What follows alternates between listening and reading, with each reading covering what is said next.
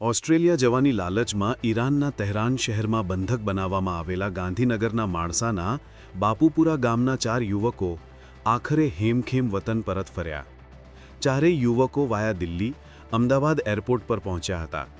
વતન પરત ફર્યા બાદ પૂર્વ ધારાસભ્ય અમિત ચૌધરીની કારમાં પોલીસ કાફલા સાથે ગાંધીનગર ક્રાઇમ બ્રાન્ચ લાવવામાં આવ્યા હતા. 4માંથી 2 લોકો ક્રાઇમ બ્રાન્ચ હાજર થયા અને અન્ય 2ની તબિયત નાદુરસ્ત હોવાથી તેઓને સારવાર અર્થે લઈ જવામાં આવ્યા હતા. આ ઘટનામાં બાપુપુરાના પ્રિયા ચૌહાણ, અજય ચૌધરી, અનિલ ચૌધરી અને નિખિલ ચૌધરી ઓસ્ટ્રેલિયા જવા નીકળ્યા હતા. તેમને એમિરેટ્સ એરલાઇન્સ મારફતે દિલ્હીથી થાઇલેન્ડ લઈ જવાયા. ત્યાંથી વાયા દુબઈ થઈને ઈરાનના પાટનગર તહેરાન લઈ જવાયા હતા.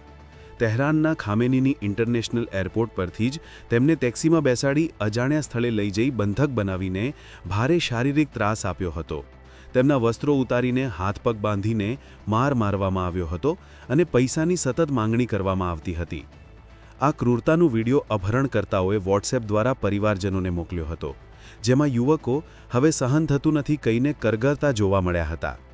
અપહરણકર્તાઓએ શરૂઆતમાં 2 કરોડ રૂપિયાની ખંડણીની માંગણી કરી હતી. આખરે પરિવારોએ 50 લાખ રૂપિયા ચૂકવ્યા હતા.